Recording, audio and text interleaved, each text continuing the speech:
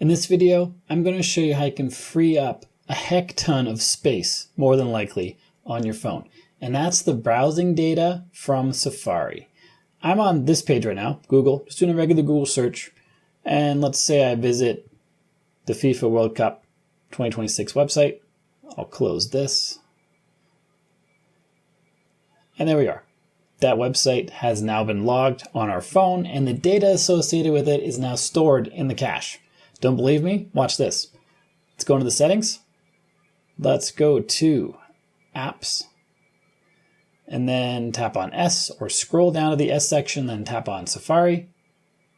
Go down to the very bottom, and then tap on Advanced. Here, tap on Website Data. And you'll see all the recent data from websites you visited recently. And FIFA.com is right there. These are listed by size of the files that you have. So FIFA.com is 10.3 megabytes. And you might think, oh, well, you did that previously and that's why it's so big. Not true. Let's pick a different website.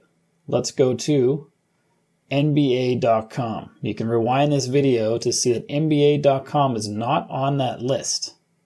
And I'm going to go to a couple pages just to make sure we're up in the gigabyte amounts or megabyte amounts. Let's go to the games. No, I don't want to go there. Go to the games tab. Let's go to the schedule, key dates. Okay, that should be good. Let's go back over to here. Let's go back and then back in. Now it's refreshing and we see NBA.com 16.2 megabytes. I was only on there for a few seconds. It had that many megabytes. If you have been browsing with Safari for a while, even just months, and you haven't cleared this cache, it can be substantial in size. Currently, my website data is 267 megabytes, so that's a quarter of a gigabyte. Which, I mean, that's a lot. It's a lot. Depending on how much space you have on your phone in total, that can be significant.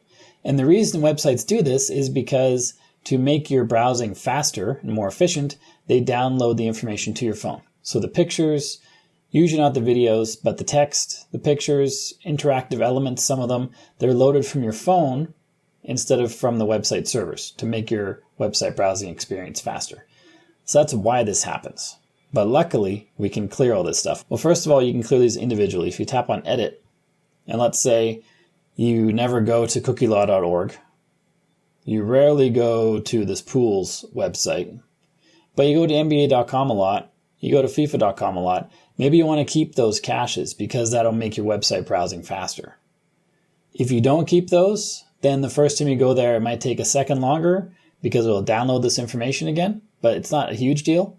I think it's best just to delete all of it. You do that by tapping down here, remove all website data. Remove now.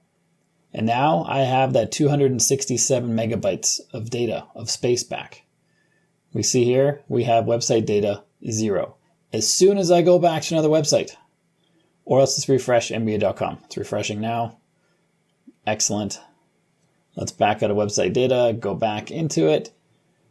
And now NBA.com plus all these trackers. Look how many trackers NBA.com has going on. That's crazy. And these trackers are almost always related to ads. And I'll show you how to block those in this video right here. So make sure you check that out. And if you got value from the video you just watched, like and subscribe to let me know.